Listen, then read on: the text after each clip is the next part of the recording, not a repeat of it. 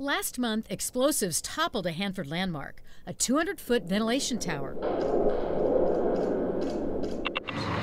Part of the nuclear site's most hazardous demolition project, getting rid of the plutonium finishing plant. For 40 years, workers here produced plutonium buttons to fuel nuclear warheads. On June 8th, an emergency hit the project as workers removed a lethally radioactive portion of the building. That blue stuff was supposed to keep particles intact, but air monitors like this one went off. Radioactive plutonium had spread through the air. As workers took cover in public statements, top managers downplayed the event, saying it was a precautionary take cover. It appeared workers were not at risk and that there's no evidence radioactive particles had been inhaled by anyone. But the King 5 investigators have found those messages were off base. We've learned some workers did inhale radioactive particles and are at risk. And today, we're in the process of demolishing the facility. We caught up with Doug Shoup at an event in Pasco. He's the federal government's top official overseeing the project.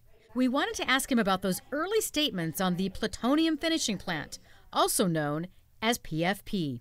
Doug, we want to ask you questions about the PFP demolition. Was that message maybe too quick or a little bit misleading? I don't believe it was. I think it's important to communicate with employees early on with the information you have and then follow that up with any additional information you have. We now have additional information, an internal memo obtained by King 5 that says of the first 65 tests on workers, a small number have come back positive for low-level internal exposures. Sources tell us that small number is 12.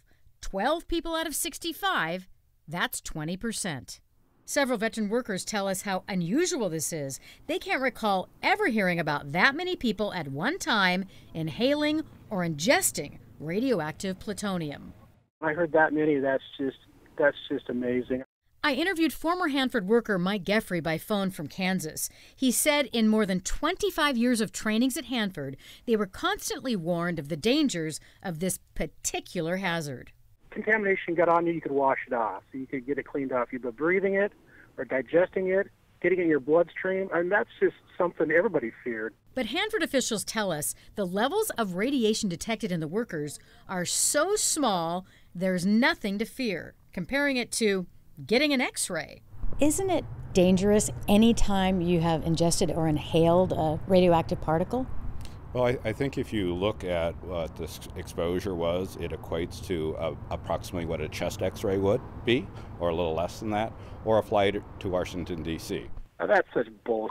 I mean, that just pisses me off that they even imply that, because it's not like getting a chest X-ray. It's an insult to people that work there. It'd be, how stupid do you think I am? And what did you think all these years of training was for? For me to be stupid now?